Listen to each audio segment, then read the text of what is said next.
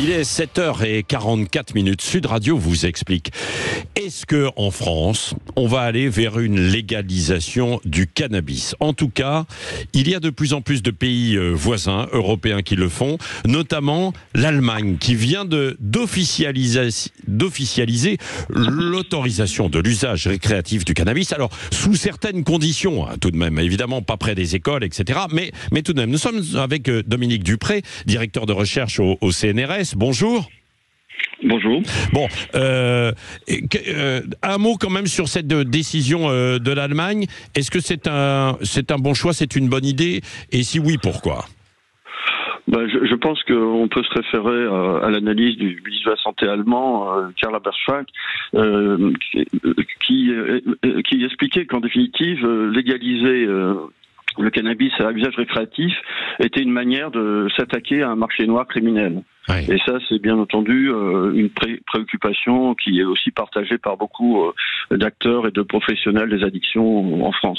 Oui, c'est ça. Parce que en France, on voit que ça mobilise énormément de moyens pour lutter contre le trafic de drogue, qui est souvent lié au cannabis, quoi. Alors après, il y a d'autres drogues, hein, bien sûr, la cocaïne, etc.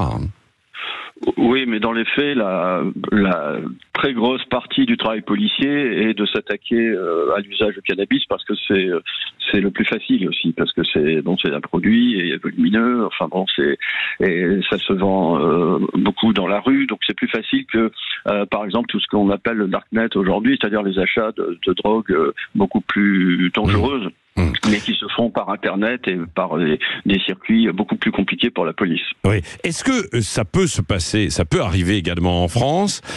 Et pourquoi il y a toujours une hésitation, justement, aussi dans notre pays? Alors, il y a eu plusieurs missions au niveau du Parlement, justement, pour essayer de réfléchir sur cette question de l'usage récréatif. Il y a eu une avancée uniquement, et une petite avancée sur l'usage thérapeutique, hein, à titre médical, notamment pour les gens qui sont en fin de vie, des choses comme ça. Mais sur le plan de l'usage récréatif, chaque fois, les avancées parlementaires ont été tout de suite enterrées par le ou les ministres de l'Intérieur, parce que pour la plupart, ils ont toujours été sur la même longueur d'onde et en gros donc très très inféodés aux syndicats policiers. Oui, et pourquoi on est plutôt contre d'une façon générale, et notamment au niveau des ministres de l'Intérieur, comme vous le dites? C'est le poids en France quand même du thème de la sécurité dans toutes les élections. On va d'ailleurs probablement encore la retrouver dans les prochaines au Parlement européen. C'est très rare que ça soit pas le thème le plus clivant, et qui fait que du coup chacun se recroqueville sur des positions sécuritaires, y compris d'ailleurs pour la plupart à gauche également. Oui, mais il peut y avoir aussi, Dominique Dupré, il peut y avoir aussi des questions médicales, parce que on voit aussi qu'il y a des effets négatifs de l'usage en fait du cannabis et notamment sur les plus jeunes quand on en prend en fait un peu trop tôt, quoi. Alors, deux points importants là-dessus. Oui. Par exemple, le rapport des années 80 du professeur Roch, un professeur de médecine, qui a jamais été contesté par personne, établissait une hiérarchie des dangerosités des produits. Et le cannabis arrivait bien derrière l'héroïne, bien évidemment, mais l'alcool et le tabac également. Hein. C'est-à-dire que... Alors, le deuxième point sur l'histoire de l'âge, bon, effectivement, d'ailleurs, dans le cas allemand, l'interdiction au moins de 18 ans perdure et sera pas autorisée aux jeunes. Mais le problème, si vous voulez, c'est bien sûr pour les questions neurologiques.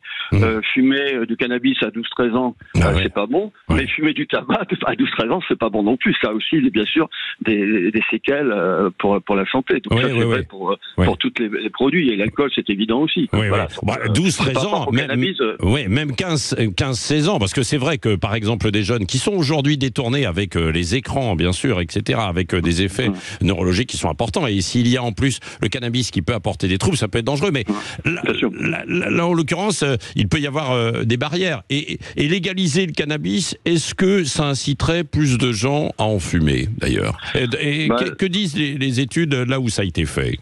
Alors, vous savez qu'on a presque 7-8 ans maintenant de recul par rapport à pas mal d'États états-uniens qui ont légalisé donc l'usage récréatif du cannabis. C'est aussi le cas au Canada. Ouais. Et aussi, dans le cas du Portugal, on a aussi pas mal d'années de recul. Ouais. Et ce qu'on a constaté partout, c'est que ça n'avait pas entraîné une augmentation importante, significative de l'usage du cannabis, bien au contraire, notamment chez les jeunes, parce que lorsque, je veux dire, le problème chez les jeunes, c'est souvent les interdits qui les conduisent à faire des expérimentations de produits, que ce soit le cannabis ou autre. Bon, en tout cas, selon vous, Dominique Dupré, c'est inévitable, ça va relancer un peu le débat en France pour la légalisation ou pas, quoi.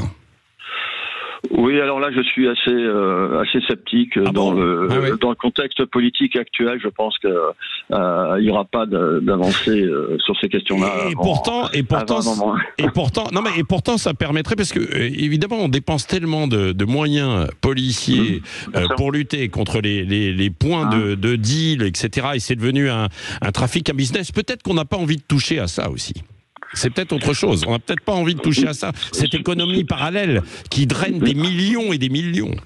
Bien sûr, ça fait vivre des quartiers et ça permet à toute une série de gens de sortir de la pauvreté. Ça, c'est tout à fait clair. Ceci étant, si on peut faire un parallèle avec, par exemple, les concurrents qui se sont créés au taxi il y a quelques années, on avait dit le pire. Et pour finir, ça a permis toute une intégration de jeunes comme chauffeurs de VTC sans qu'il y ait des problèmes majeurs. Bien au contraire. Au contraire, je trouve. Enfin, comme expérience de Parisien, que ça a beaucoup amélioré l'attitude des chauffeurs de taxi par la concurrence. Oui.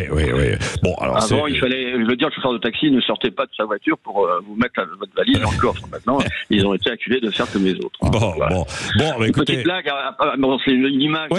Non, bien sûr. On peut tout à fait imaginer que pour vendre du cannabis, il faudra avoir des compétences et donc il peut y avoir aussi des reconversions et contrôlées par l'État. Ça s'est fait pour le tabac.